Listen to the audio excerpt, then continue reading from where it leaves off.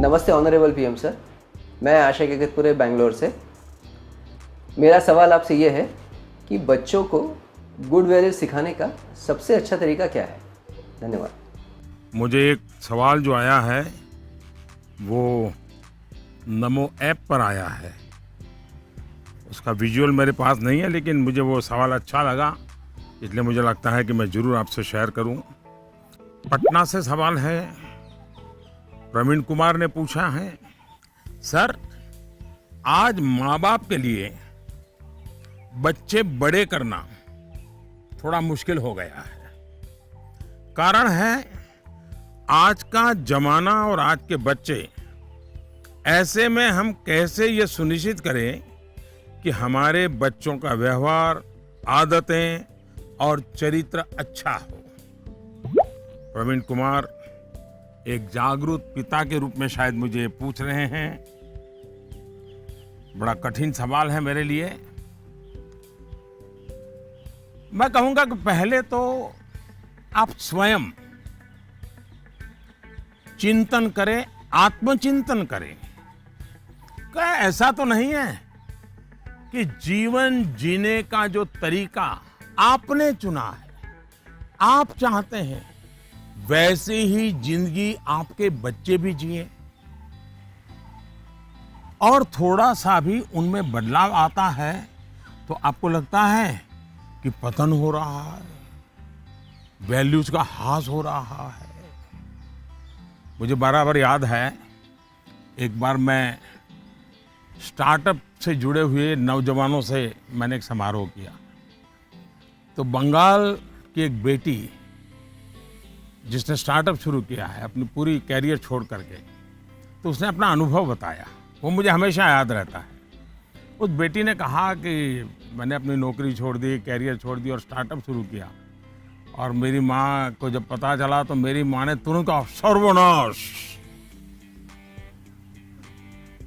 यानी इतना माँ को झटका लगा, लेकिन बाद में वो बेटी स्टार्टअप में बहुत सफल रही थी। आपको सोचना चाहिए कि आप अपने भाव विश्व में अपने बच्चों को जकड़ने का प्रयास तो नहीं कर रहे हैं, और इसलिए आपका परिवार, आपकी परंपराएं, उसमें मूलभूत मूल्यों को कैसे जोड़ दें, हमें आइडेंटिफाई करना चाहिए। जैसे हमारे यहां कहा जाता है, जन सेवा ही प्रभु सेवा है। ये हमारे शास्त्रों में मूल्य के रूप में है। लेकिन आपके घर में पूजा पाठ तो बहुत होती है, दुनिया को दिखता है कि आप बहुत धार्मिक हैं, रिचुअल से भरा जीवन है, लेकिन आप जनसेवा में कहीं नजर नहीं आते हैं। अब जब आपकी संतान यह विरोधाभास देखती हैं तो उसके मन में कॉन्फ्लिक्ट शुरू हो जाता है, सवाल खड़े हो जाते हैं, और सवाल उठना स्वाभाविक में है। उसी प्रकार से भी हमारे मूल्य हैं कि जीव मात्र से परमात्मा का वास है।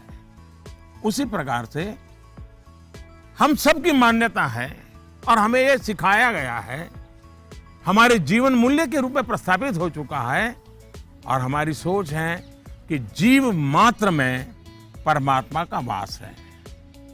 लेकिन आपके घर में जो काम करने आते हैं, झाड़ू पोछा लगाने आते हैं, लिफ्ट चलाने वाला होता है, आपको स्कूल में छोड़ने वाला ऑटो रिक्शा ड्राइवर है, क्या कभी आपने उनसे उनके सुख दुख की चिंता और चर्चा की है? क्या कभी आपने पूछा, वे आपके परिवार में तो किसी को कोरोना नहीं हुआ है ना, आपके परिवार के तो सब सुखी है ना, आप जिस गांव से आए हो उस गांव में तो सब ठीक है ना? क्या आपने कभी पूछा है? अगर आप ऐसा करते तो आपको अपने बच्चे को मूल्य नहीं सिखाने पड़ते। मैं आप पर सवाल नहीं खड़े कर रहा, एक सामान्य व्यवहार की बात कर रहा।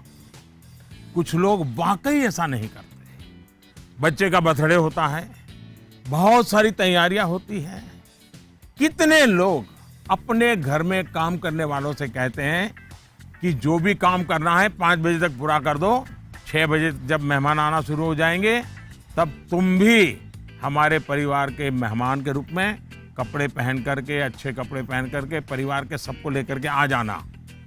आप देखिए, आप उनसे क्या कहते हैं।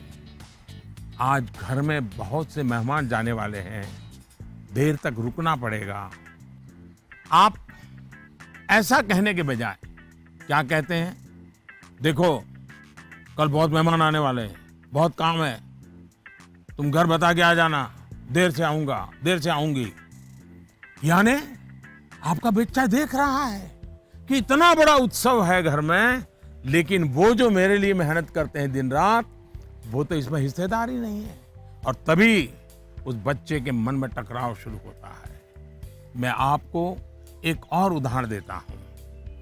हम कहते हैं बेटा बेटी एक समान, ये मूल्य है हमारे यहां देव रूप की जो कल्पना की गई है, उसमें स्त्री भगवान का उतना ही महत्व है। लेकिन हमारे घर के वातावरण में बेटे और बेटी के बीच जाने अनजाने में जो ट्रीटमेंट किया जाता है, उसमें असमानता होती है। उसके बाद जब वही बेटा समाज जीवन में जाता है, तो उसके द्वारा नारी समानता में कुछ न कुछ कमी की संभावना बन ही जाती है। ये सही है कि परिवार के संस्कार अच्छे होते हैं तो बुराइयां हावी नहीं होती है, लेकिन 19-20 का ही फर्क होता है। बेटा बेटे के व्यवहार में कुछ न कुछ कमी रह जाती है।